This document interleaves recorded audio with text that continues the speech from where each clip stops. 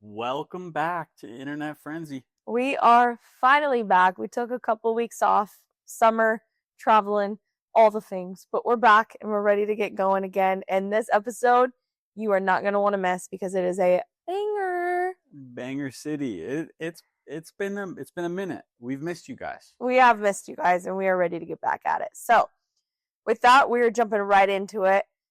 The fake of last episode that you guys listened to, the 404 error. You guys, if you haven't listened to that episode, go listen to it right now. It is one of my favorite episodes we've ever done. The stories are so good. But the fake was the Paul Walker sighting. So super fake. R.I.P. Paul Walker. Joe has a man crush on him, but it is what it is. So that one was fake. I used to. Oh, not anymore. Yeah, it died when he died. Oh. Ugh. Oh. That's terrible. Okay, well, on that note, this week's episode is so good, and it is. I loved you. ... Then I Googled you. Yo. It's going to be crazy. It's all about secrets, lies, and a dark past just one search away. So, Joe, before we start on your story, I just got to give a huge shout out to Waterboy. Thank you so much for sending these to us. This is definitely my favorite flavor. I will be ordering 100 more of these. Keeps me hydrated, and it tastes delicious. Like these are definitely my favorite hydration drinks. I really love hydration drinks. I love electrolytes, and this one is so good. It's a watermelon flavor, and I gotta have one before Joe starts his story because I'm sorry. Like, I need to stay hydrated because these stories are gonna get me so parched. Yeah, I mean, and you be staying thirsty too. So. Oh, I'm a thirsty little girly, honestly. We just finished actually at the gym, so it's good. I'm getting my electrolytes in before we hit it with this little podcast. I want to try it too, can I? Yeah, I told you. I asked you. I said, "Do you want me to get you a drink?" And you said, "Nah, I'm good." Well, that was before I knew that it was Waterboy. I know. Have you had the watermelon flavor? You've had other ones, No. but This is what I was going to say. Is I'm a drink snob. yes. Big time. I love drinks. I go to the gas station and get a different drink every day. Not every day, but I love drinks. So I will be excited to see how this one tastes. Yeah, I'll let you try mine. How about that? I've had lots of different electrolytes that I really like. Waterboy is good. The flavor is always there. So yeah, and I really feel like it works. I notice a huge difference after I drink it. So I love it. I get the first sip though. Sorry. Yeah. Joe's never tried the watermelon one because I literally gatekeep them. Like, I've already finished a whole other bag and I didn't let him try one. But he's tried the other ones, like the Weekend Recovery, and he loved that one. But this one's definitely my favorite. Can you believe that? Gatekeeps. Waterboy? So good. Send a package to my P.O. box, please. Yeah, just make sure I don't know about it because I will steal it and drink it all. Try that. It's so subtle. It's not super strong, but it's just the right amount. And it tastes like sweet and like there's sugar in it, but there's zero sugar. That's solid. I really like it. That is tasty. Shout out to Waterboy. Thank you so much for sending. And now, Joe, now that I'm hydrated, I'm ready for your story. Internet Friendsy, electric love so trendy. Bites and bits we're blending. One click, no pretending. All right, this one comes from Best Redditor Updates, originally posted on Grief Support. Oh. That's new to the podcast. Hey, I love new freaking stuff. New stuff. I love new stuff. All right. My husband was arrested at the airport. I just discovered his criminal past and I'm spiraling. Oh, shoot. Could you imagine? I mean, could you imagine? No. Oh, I'm scared. I need to look you up, bro. I don't even know where to begin.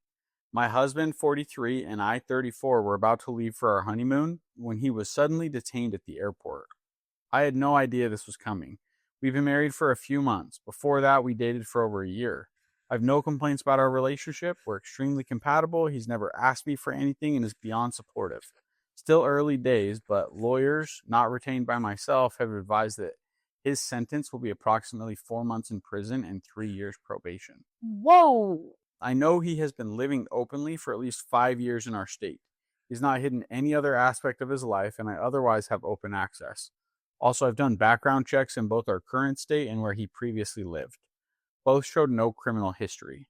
We've flown internationally before about 10 months ago, and it would have been stupid of him to go on another international trip when there was a possibility of arrest. I'm truly confounded. After his detainment, we were able to speak very briefly in a chaotic moment. I later found out that he is being extradited for a serious crime, one I could not even imagine him being accused of. A day later, he was able to phone me. He apologized, acknowledged the stress he's put me under, and promised to tell me everything. His family insists he's innocent, but I'm playing devil's advocate with myself. Not because of his detainment, but because he never told me any of this before we got married. His omission has shaken the foundation of our relationship.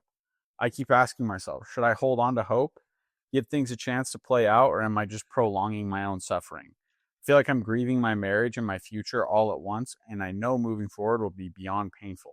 If anyone has been through something similar or has advice on how to cope with this level of betrayal, grief, and uncertainty, please share. I feel like I'm drowning. Yikes. This post is intentionally vague on some details to help protect my anonymity. How many people out there do you think are actually getting background checks when they're like dating someone? I have the same thought. Because I never have had a background check on you before.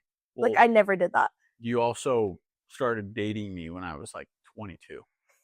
You could still have a record at 22. I mean, I guess that is true. That is true, but yeah, it's a different world out there in the real world when you're dating it. I mean, she was what, 34 and he was 43.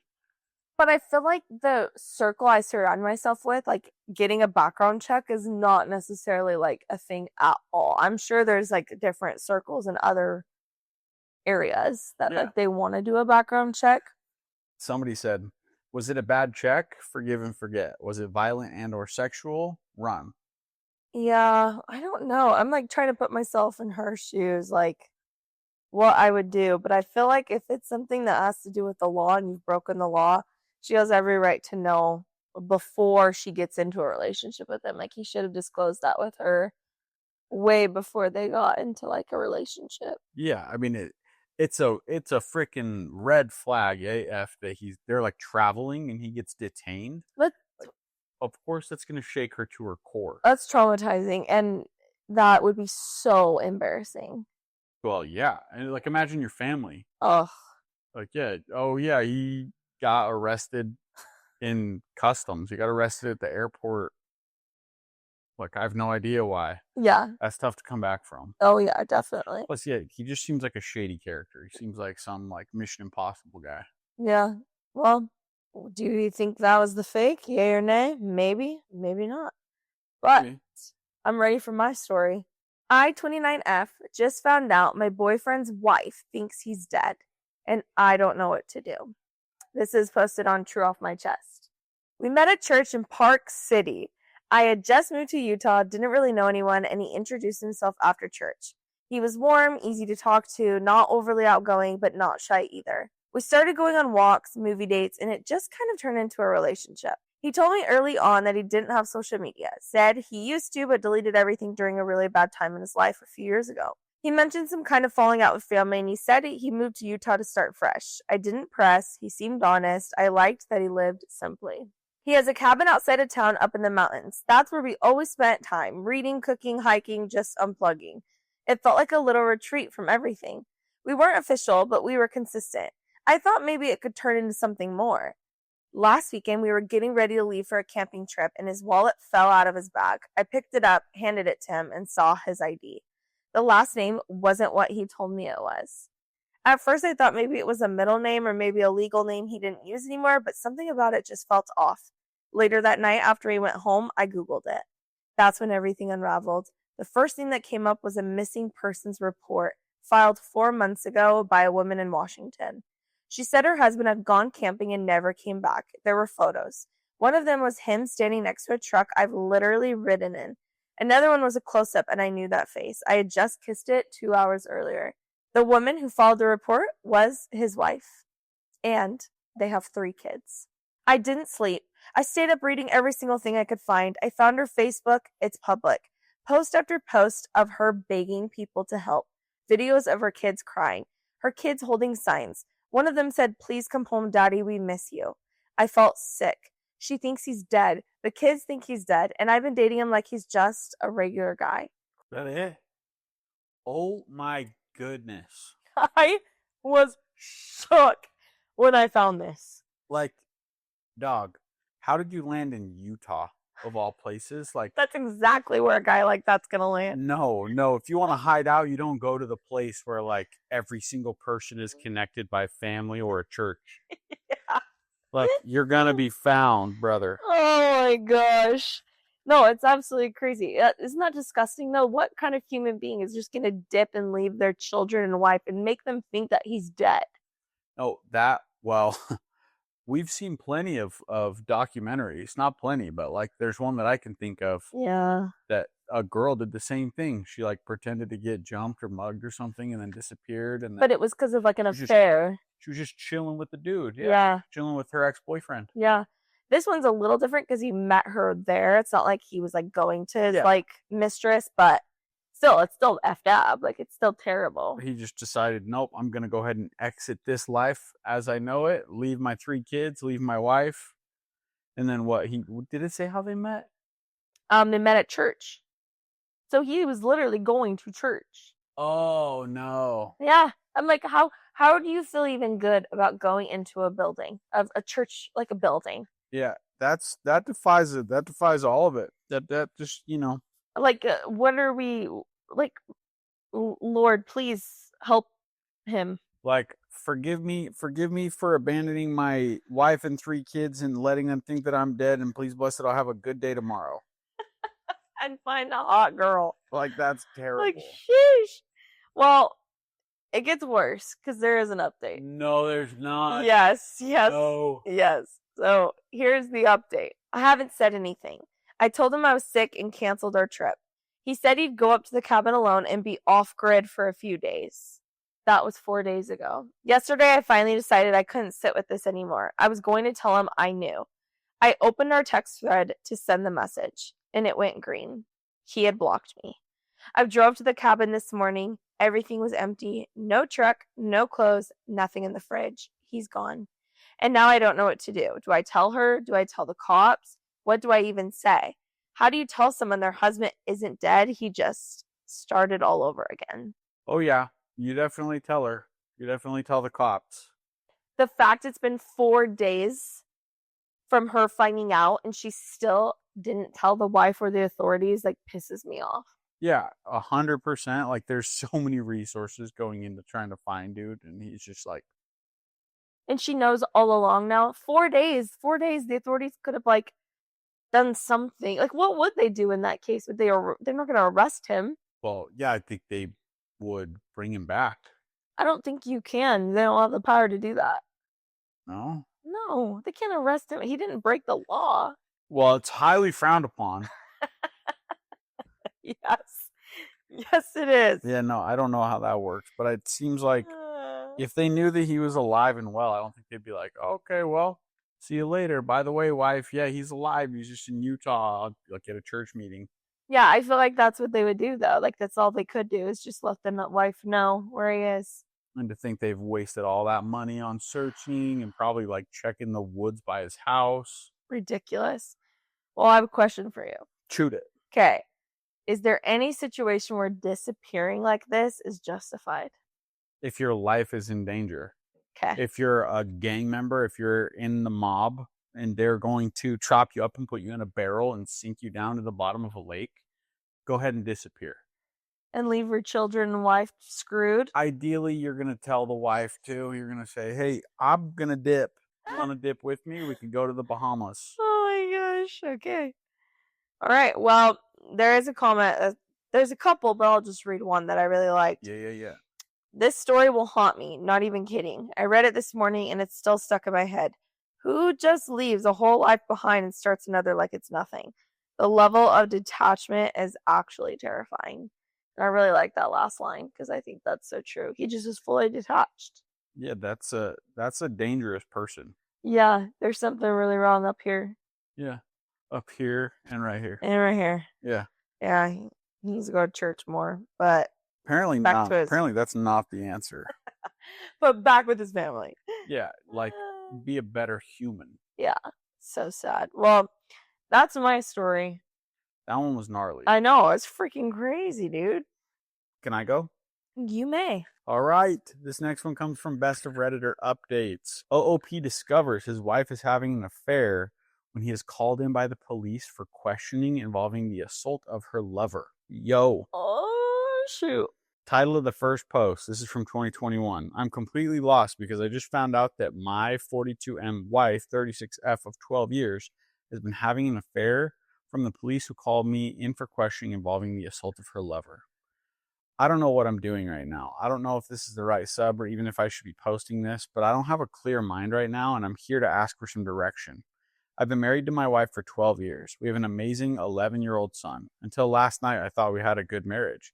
I thought I was always really good to her. We have no money problems, no intimacy problems, and I've never taken her for granted. I honestly wake up every morning and thank God that she is my wife. Now I don't know what to think. I got a call from my local PD as I was getting off work yesterday.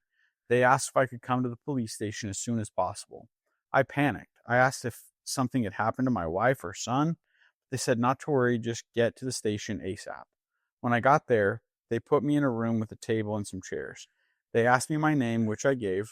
Then they started asking all these questions about a guy my wife works with. I haven't seen or spoken to this guy literally since December 2019 at my wife's company Christmas party. The two officers kept asking me things like, how long have you known and how did you find out? The only answer I could give was, what are you talking about? After about an hour of this, I just stopped answering their questions and kept asking where my son and wife were and were they safe. We just kept going around and around until after about 2 hours on and off because they would periodically leave the room for 15 to 20 minutes. They come back and start it all over again like some cheap cop show. The last time they came in, the cop handed me a tablet and showed me a video of my wife and the guy from her work being intimate. I don't remember much after that. I just remember screaming, what the F is this, over and over again. I had a full-blown panic attack right there in the middle of the police station. The police had a paramedic check me out, and he said my blood pressure was something like 170 over 110. He wanted me to go to the hospital, but I refused and said I needed to find my wife and my son. After I calmed down, the officers explained that the guy in the video had been having an affair with my wife and apparently several other women. He had been found that morning in his driveway, beaten, essayed, and set on fire. Whoa. He was still alive, but in critical condition, and they didn't know if he would make it. His wife had given them permission to go through his phone and computer, and that's where they found the video of my wife. They asked me where I was that morning, and I told them the gym, then work about 10 minutes from my gym. At that point, they said I could go, but that I might not want to stay at my house because they didn't know if his affair with my wife could be why he was attacked. They also said my wife wasn't the only person he was having an affair with. That's when I rushed home. My son was staying with our neighbors, so I got him and went home. We packed some clothes and his laptop for school, and we headed to my parents' house 45 minutes away. I still haven't heard from my wife. Her phone is going straight to voicemail. I've called the officer who gave me his card, and he said she is at the hospital with the guy she's been cheating with. I'm sitting here in bed with my son on one side of me and my 38 on the other. My dad is sleeping in his chair in the living room with the shotgun across his lap, and I've not slept in over 30 hours. I don't even know where to start. Anything would be helpful right now. Any advice or ideas? I'm in a fog. Gee, you're in a fog? Bro, Like, get out of here. there is so much going on here. It is clear as crystal. Yeah, it is clear as mud. What is going on? You've got the dude that's burnt to a crisp that is the offender in the story, and then you've got the wife at his side at the hospital. Yeah. Like She was sleeping with him. She's like, another one, forget my family, I'm going to be with the perpetrator here. And then he did her way dirty. He got essayed, he got lit on fire. So that's post 1. Oh my gosh. Update number 1. For those people who said my post was fake, my only reply is I wish. From the bottom of my heart, it was. Sometimes the truth is stranger than fiction. For those who said they couldn't find a news story, apparently due to the nature of the attack, a lot of information was withheld. Even our local news outlets only reported it as an assault, and it was nothing more than a blurb on our nightly news. I found out from my lawyer that police can literally do or say anything they want, especially if you aren't under arrest, short of direct threats of harm.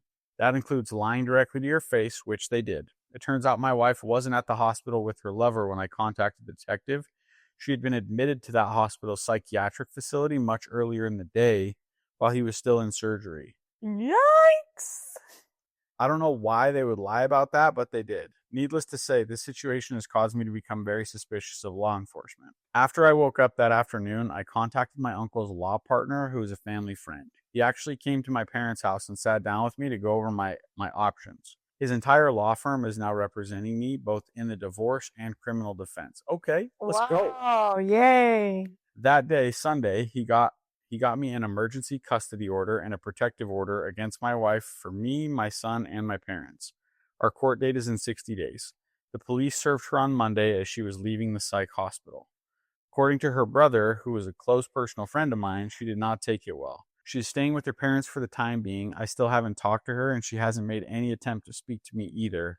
Whether that's due to shame, indifference, or the order of protection, I don't know. I'm glad of it all the same. My wife is not the person I thought she was, and I'm ashamed of myself for not seeing it sooner. It's crystal clear, baby. I mean, where is this going? I had to tell my son something, so I decided to tell him the truth, age appropriate, and literally the first words out of his mouth was, "Please don't let mommy take me away." I asked him why he would say that, and from what he tells me, my wife has been treating him very badly when I wasn't around, and told him if he told me, she would take him away and my son would never see me again. Aww. Boo, that's dumb. I hate that. She's been emotionally torturing our son, and I was too blind to see it. That wrecked me more than the video, to be honest. I told the lawyer about what my son said, and he used my son's statement and her mental state and commitment to get the emergency custody. I have contacted his school for therapy resources, and he will start therapy after the first of the year. I feel like the worst father to ever walk the face of the earth at this point. Chill, bro. You can't be that hard on yourself. You got a big job. As for our families, her parents contacted me Tuesday and asked to come see us. I was still with my parents at the time, and I told them they could come, but she was not allowed anywhere near us. They agreed. They were so apologetic, and her poor mother didn't stop crying the entire time she was with us. Her father was heartbroken and kept referring to my wife as that girl. They both said they felt like something was going on with her, and they did not raise her to be this way. We hugged and cried before they left, and I told them they will always be a part of our lives no matter what happens with the divorce. After what my son told me, their visit was the hardest part of our whole ordeal. My lawyer's been doing amazing work so far. They found out that the man my wife was sleeping with has a long criminal record. One of the lawyers informed me that when they went to print out the guy's arrest record, the printer ran for 5 minutes straight. Oh my gosh. From what they could learn, he is currently on parole for drug offenses and has had gang affiliations in the past. He is still alive but in critical condition and still may not make it. The firm has an investigator who contacted the coworker who drove my wife to the hospital. The coworker informed them that my wife's affair was an open secret around the office. My lawyers think that's how the police figured out who I was and who my wife was in the video. Wow. There are several photos of last year's Christmas party at her work, and my wife and I are in several of them. That's where I currently am in this whole situation. I am just numb, still lost and heartbroken. How long does the numbness last? And is there any way to get past this emotional lethargy faster? I mean, really numb, like a dream. Everything I've just said has felt like it's happening to someone else. That sucks for the grandparents. Yeah. Grandparents are like, oh, that's our daughter. She did that to you? Yeah. That sucks. I think it's really great the precautionaries he's taking. Like, he's doing all the right things. You got a lawyer, he's doing the restraining order, he's especially with his parents and his son and him, like, he's doing what he needs to do to protect his family. But protect? Yeah, she's crazy. But we don't know if she did anything yet.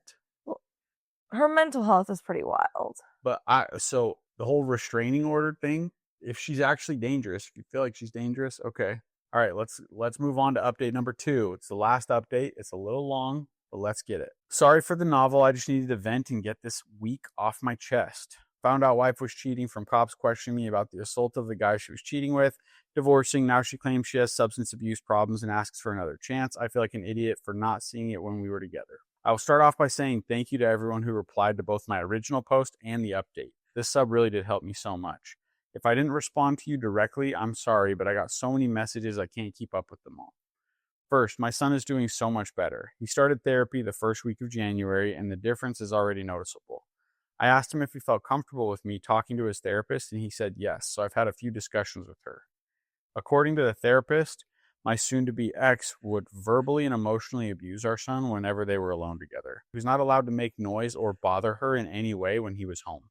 She would leave him alone for hours on end and even overnight if I was out of town. She would then threaten him with being taken away and never see me again if he told me or anyone else. The therapist said this has made him feel powerless and dependent in a time in his development that she should actually be feeling empowered and self-reliant. So to that end, I have bought him his own phone and helped him memorize family members' phone numbers and as many addresses as are relevant. I've also been teaching him situational awareness to pay attention to street names and how to read addresses on buildings. We've also role-played how to ask people for help, how he can clearly explain to strangers that he's in trouble and he doesn't feel safe. I know this may sound silly, but my son can be a bit introverted and shy when he doesn't feel comfortable. Even though we've only been doing this for a few weeks, I can see that it's really building his confidence. Any suggestions on how to continue to build his self-reliance would be really helpful. His safety and well-being is still my number one concern right now. As for myself, I'm doing as good as can be expected. I started therapy around the same time as my son, and although I don't speak to my therapist as much as he does, it's helped me to be able to talk through my thoughts and feelings about everything that has happened to us and our family. The numbness is gone, but it was replaced by a white-hot ball of anger in the pit of my stomach whenever I think about my soon-to-be ex and what she's put our family through. Funny enough, although I hate feeling angry, it's a lot easier to deal with than the numbness. My therapist says this is a part of the grieving process and it's not how we feel, but how we channel those emotions that matter. My legal situation, well, I'll be honest, it's the scariest thing I've ever dealt with in my life. I was awarded temporary full custody and child support, which I didn't want, but my lawyer pretty much demanded we ask for, as well as a continuation of the order of protection for myself and my son. At the request for an order hearing, which neither my wife nor her lawyer showed up to, the judge asked if we would allow supervised visitation, but my son absolutely refused, which was why my lawyer told me to bring him along. The judge asked my son if he would speak to him alone, and he agreed. The judge, stenographer, and a child welfare officer went into chambers with my son and met for about 10 minutes.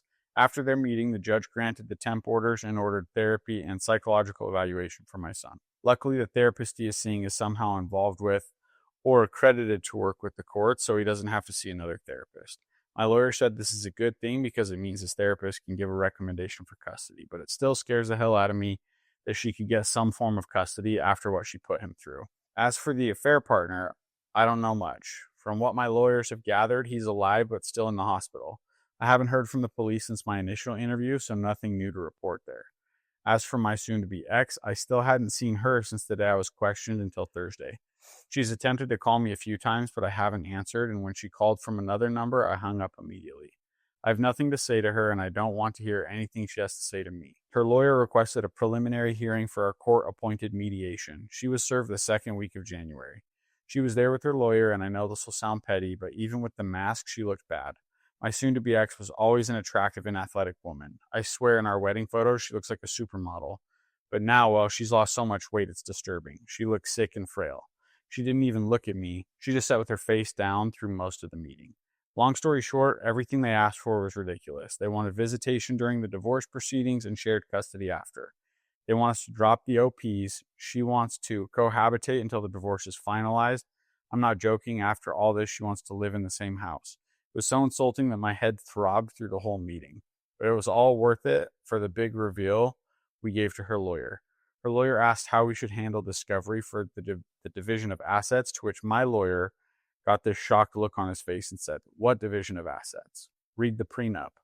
The look on her lawyer's face was priceless. She hadn't told her lawyer about the prenup. My late uncle, who's the founding partner of the law firm I use, wrote that prenup and actually hired her a lawyer to look over it for her before we were married. According to my lawyer, it's a thing of beauty because we never mixed finances per my uncle's instructions. The house we live in was a gift to me from my uncle before we married. All the utilities and insurances are in my name. All the vehicles are registered in the owner's name only, and we never had to sign for any debt for each other. We have one shared savings account that is used for household maintenance and an emergency fund. It has around $8,000 in it, which she has already drained.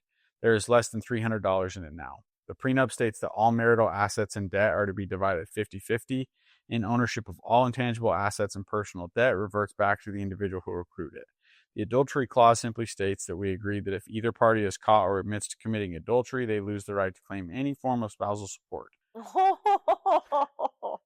There's a lot more to it than this, but my lawyer assures me that trying to break this prenup will be damn near impossible because it is the most fair prenup he's ever read. Oh my gosh.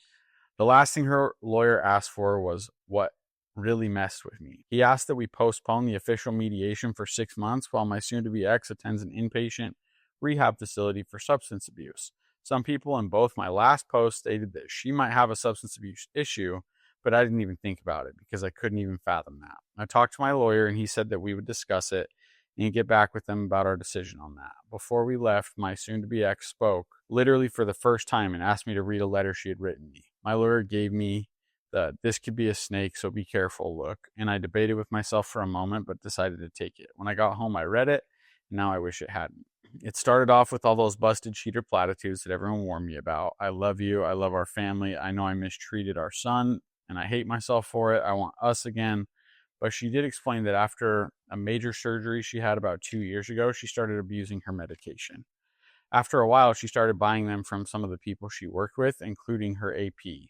He became her go-to guy, and when she ran out of money, she started sleeping with him to make up the difference. She said she hid this from me because she was afraid I would make her stop, and she couldn't feel right without them anymore.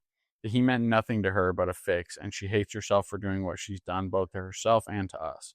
Now she says she understands how awful what she's done is and wants to get better for our family and asks me to at least give her some time to prove she wants this. Let me state for the record, I will never get back with my wife. Our marriage was over the moment she cheated on me and abused our son. But dang, where the F was I while all this was going on? I just feel like the most naive, obtuse idiot to ever walk the earth. And furthermore, how should I approach this from here? Am I just throwing her away, or am I still justified in feeling betrayed? I feel like such a failure as a husband and a father right now. I mean, I feel nothing for her but anger and resentment. But is this how you treat someone fighting the demon she's fighting? I'm just lost and feel so hopeless again. Anyway, any advice would be much appreciated here. Wow. So this is the crazy part. It's like the wife is obviously a horrible person.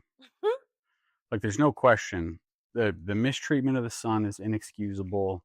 All the stuff that she said, the substance abuse. But then like the human part of me pops up and is like, okay, you could eviscerate this lady. You could literally ruin her life forever. She never sees her son again. She gets nothing in the divorce because prenup. Or you could like use it to have a really positive impact on her life. Not saying they need to be chummy, but like extend grace. What about like, okay, it's the divorce is going to be over. Like, why don't you try to lift her from the hellhole that she's in by just saying like visitation's okay, like you can do supervised visits, like he's gonna ride off into the sunset. He's completely protected by the prenup. He's gonna be fine. He's gonna find a better spouse. Yeah, but the only person that's hurting is his son. Then you're just saying to have him open that door for the dad or for the mom to meet with the kid. But the kid has very much made it clear that, like, at this time, he wants nothing to do with her. Maybe when he's an adult, he can make that choice, but... Well, he's 11 right now. Right. So. And yeah, I mean, of course, when he's an adult, he can. But I just think when you look at a situation like this, what's the best case scenario? Like the actual best case scenario for all parties involved? But her feelings really shouldn't matter at this point. Like, we don't really care about her. Like, she's kind of a crappy person. And yeah, she's going through a really hard time that she's going to need to get help on her own. She shouldn't have to do that while damaging her son in the meantime. I think it's great you're trying to be like the bigger person and be like, give her grace, but she's the only reason why I'm like against her being around the kid is because the kid has expressed all of the things she's done to him.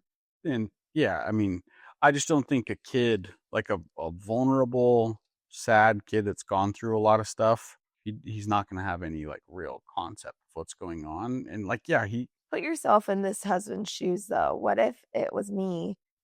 That's And what I did. your daughter says that mom's been doing this for years.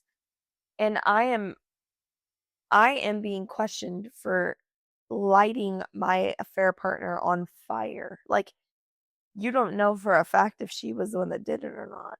No, and it didn't even say that she was being questioned, but Getting checked into the psych ward is one thing. It's the letter. It's the fact that she was like, look, substance abuse issues. But it was all self-serving. She wanted them to cohabitate. What is it? Cohabitate? Cohabitate. Yeah, and that's like, I would have said no to that. Like, But definitely not. That's what I'm saying. She just wanted to do it because she wants her old life back. There's some of that, but there's also like, she's destroyed everything. So at what point do you just say, hey, like, I'm going to help you toss the shovel out and stop digging the hole that you're already in?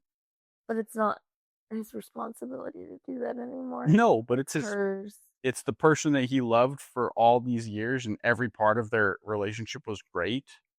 Yeah. What he thought. Yeah, that's pretty wild. I mean, it wasn't. If she's over here doing her thing, she's a crappy person. But exactly. Yeah, I mean, we will agree to disagree on that. We definitely will. Yeah, I think if there was a kid not involved, then I would be more willing to say, like, if you need to help her out a little bit, go for it, and you're a bigger person for doing that. But because there's a kid involved, I disagree. Even though that was a long story, that was a really good one, and I feel like there is a lot to unpack on that. But we only have so many minutes in the day, so many hours in the day. So we're going to move on to my story, and this will be the final story of the day. So this comes from our relationship advice. Found arrest records for the man M42 IF28 have been dating. How can I safely end things with him? IF28 started seeing M42 a few weeks ago. We met at his job and instantly hit it off. I haven't really connected with anyone lately, so I was super excited about this man. I really like him. However, something has felt off. It honestly felt like he was love bombing me. I thought he was just a cheesy guy or desperate, but he does everything excessively. Like nonstop compliments and talk about how I'm his dream girl. Flowers and gifts. Loud displays of affection in public. Literally yelling out loud how much he adores me. Plus, he has needed to have constant communication. If I don't respond to a text, he will spam until I respond. Aside from the love bombing, he is coming out of a divorce. I haven't asked for details about it because he doesn't know why my last relationship ended either. All I know is they were married for 20 years. She left him, and he was very depressed for a while. But he keeps talking about me as if I'm a blessing that entered his life. His verbatim says, when a door closes, a window opens, and this window has finally opened at least once each time I see him. He has done this since the first date, so at first I thought he was excited. I mean, after the second date, he was going to tell everyone he has a girlfriend. He did not ask me out. He and I took a selfie together. On Thursday, he sent me a cropped version of just me that had my nose piercing photoshopped out, and it was enhanced by AI. It really creeped me out. I had been having a sinking feeling in my stomach, so I canceled our plans for Thursday and Friday. On Friday night, I started telling my neighbor about how weird the guy has been. She asked if I had a photo, and I didn't, so I deep dived to find him. Like, I was working off his age, first name, and last initial. I found his Facebook, which confirmed his divorce. Something still felt off, so I Googled him, and a mugshot where he looks rough popped up. The charges listed were violation of protective order. I liked him, but now I'm kind of scared of him. Maybe I'm being dramatic. I just don't think I would feel safer on him. How can I safely end things? My neighbor said to block him, but I don't want to risk getting stalked or anything. Yikes. The dude's a sketch. Yeah.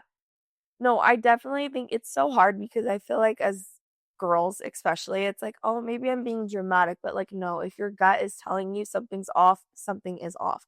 Trust it. And you're not being dramatic. This is creepy. Can you imagine taking a selfie with a guy you're dating and literally he sends the selfie back, but he crops himself out and he takes out your nose ring and then you're AI'd, like you are enhanced. You look whatever, your skin's smoother, your eyes are brighter, your teeth are whiter, like all the things. Like, what was the goal? I would be so shook. Hey, I fixed the hole in your nose. I would, and he cropped himself out. He took himself out of it just to send it to her. Like, I'd be like, where's the photo of me and you that we took? Why would you do that? Like, it's weird. Then some 42-year-olds need to stay off the internet. Yeah, so he's 42. He's 42, she's 28. Yeah. Recently divorced. Just think about that. He was married for 20 years. That's a long. So he got married at 22. She was 8 when he got married. Sick. That is so gnarly. That is so gross to me. Like, ugh. And he's just all gas, no brakes. Like, oh yeah, this is my girlfriend now. Like, yeah, this is cool. My girlfriend, look, she doesn't have a nose piercing. I fixed it. And he never even asked her out. Like, he never said, "Will you be my girlfriend?" Yeah, I mean, I don't really know how that all works, but I do know that you don't just assume after 2 dates that you've got a girlfriend. Searching his name, first of all, probably everyone should do that, right? If I you're know. dating somebody, shouldn't you just like take a peek? I feel like this episode has got me thinking. Like, I was so naive. I didn't like. I mean, yes, I saw I stalked your Instagram and your Facebook, but At length, no, and your Twitter. scrolling into the history books. I Yeah. did. I feel like this episode opened my eyes to, like, ladies and men, if you're dating, look them up, Google that name, and see what comes up, because you can never be too careful. Seriously. And yeah, I'm just thinking of the reality for a lot of people. If you live in a big city, if you live in, say you live in Phoenix, you live in New York City or LA, like Yeah. if you meet somebody, you come from different worlds, different Yes. places, like it probably is the right thing to do to get a background check done, to like just find out anything that you want to find out. 100%. It sounds dramatic, but man, you just never know. You Like never know. you could date somebody and it's like you could have no idea. It could be a spy. Oh. I mean, a spy's not that bad. Unless it's a Russian spy that's here to take out the president. Shoot. Also, you guys, that is our story. Now, remember, the premise of our entire podcast is we do 3 truths and 1 fake. You guys need to think about which story you think was the fake of this week's episode. In the beginning of next week's episode, we'll announce which fake was from this episode. Sorry if that's confusing, but stay with me here. So, again, the theme, I loved you, then I Googled you. It was a good time, you guys. Thanks for being here. And Waterboy, we love you. Go check them out, you guys. We actually have an Amazon storefront now, so search Internet Friendsy storefront on Amazon, and it's everything that we absolutely love is going to pop up there. Trust me, there's some good stuff. And like literally, that's it. That's it, y'all. Have a good week. All. We'll see you guys next week. And don't worry, we're getting back on the horse here. The episodes are going to start coming in a little bit more frequently. Last thing I'm going to mention for the podcast listeners, we've had a couple of guests that we were excited about that bailed on us. That's part of what has, like, why we've dealt with some delays and this and that. Yeah. So thank you for tuning in, and we will see you guys next week. And get a background check. Bye. Yeah, get a background check on your mom. Gotta go. Internet Friendsy, electric love so trendy. Bytes and bits we're blending. 1 click, no pretending.